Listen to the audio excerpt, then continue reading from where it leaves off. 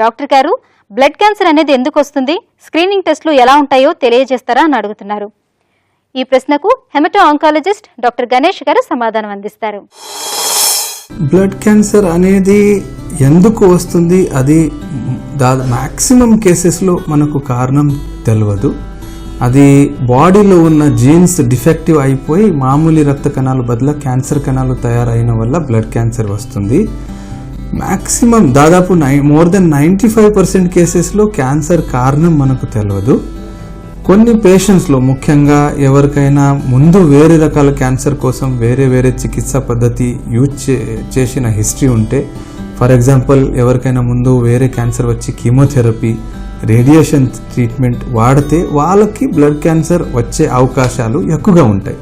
అలా కాకుండా కొన్ని పేషెంట్స్, ఫర్ ఎగ్జాంపుల్ పొలంలో పని చేసే వాళ్ళు, ఫార్మర్స్, వాళ్ళకి chronic long standing fertilisers, chemical exposure ఉంటే వాళ్ళకి బ్లడ్ క్యాన్సర్ అయ్యే ఛాన్సెస్ కూడా ఎక్కువగా ఉంటాయి.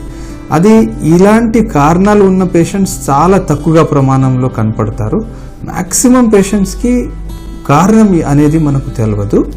అది కాకుండా బ్లడ్ క్యాన్సర్ డయాగ్నోస్ చేయడానికి లక్షణాలు, బ్లడ్ క్యాన్సర్ లక్షణాలు ఉన్నప్పుడు బ్లడ్ టెస్ట్లు, bone marrow test, lymph nodes పెరిగిన ఉంటే ఆ లింఫ్ నోడ్ బయాప్సీ, ఇలాంటి టెస్ట్ ద్వారా, బాడీ స్కానింగ్, ఇలాంటి టెస్ట్ ద్వారా బ్లడ్ క్యాన్సర్ డయాగ్నోసిస్ మనం చేసుకోవచ్చు. సందేహం ఉన్న పేషెంట్స్లో ఎవరికి ఈ రక్త కణాలు చాలా పడిపోయాయి, మళ్ళీ పడిపోతున్నాయి, దానివల్ల వేరే లక్షణాలు వస్తున్నాయి, నీరసం, ఆయాసం, హిమోగ్లోబిన్ మళ్ళీ పడిపోవటం, రిపీటెడ్లీ బ్లడ్ అవసరం పడటం, మళ్ళీ జ్వరం రావటం, ఇన్ఫెక్షన్స్ అవ్వటం, బ్లీడింగ్ లక్షణాలు ఉండటం, లింఫ్ గ్లాండ్స్ పెరగటం, వేరే జగల లింఫ్ గ్లాండ్స్ పెరిగిన వల్ల గడ్డలు రావటం, చాలా అన్ఎక్స్పెక్టెడ్గా వెయిట్ చాలా తగ్గిపోవటం, బరువు తగ్గిపోవటం, ఇలాంటి లక్షణాలు ఉంటే బ్లడ్ క్యాన్సర్ అనే ఒక సందేహం డాక్టర్ గారు ట్రీటింగ్ ఫిజిషియన్స్తో కన్సల్ట్ చేస్తే